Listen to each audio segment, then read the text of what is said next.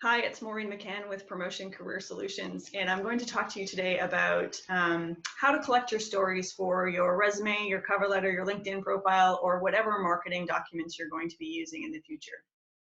In the last video I shared with you, I suggested that you go through a research or a gathering phase where you maybe take a look at your performance reviews, previous job descriptions, job posters of jobs that you'd like to apply to in the not too distant future, testimonials, and really just collect all of the data that you might be using for some of those marketing materials.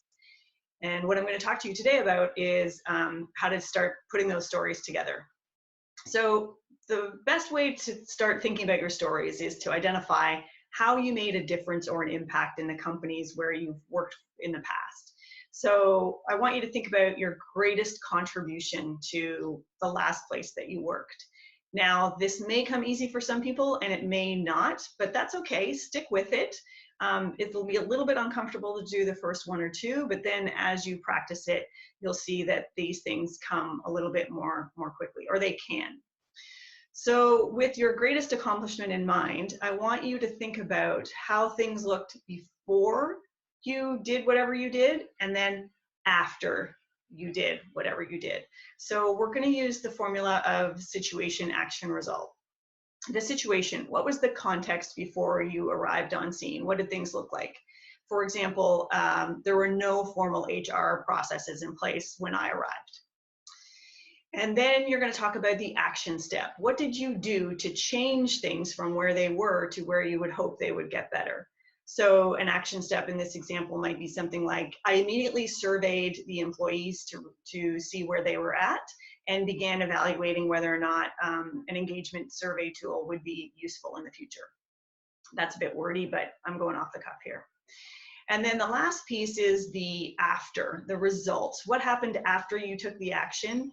How did that impact the company in a more positive way? So in this example, where at the beginning there were no HR policies in place, you can talk about how maybe as a result you mitigated a lot of risks because you put policies in place that protected employees.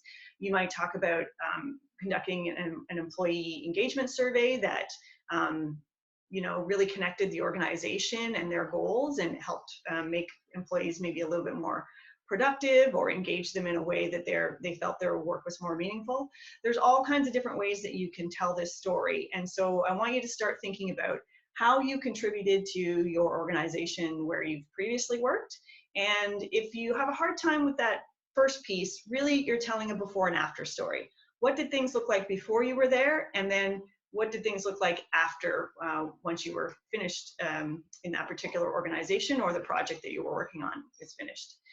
That's today's tip for how to take your content that you've been collecting and start positioning it for future marketing materials. If you have any questions, please let me know in the comments below, and I'm happy to answer those questions. Thank you so much for watching. I look forward to seeing you online again soon.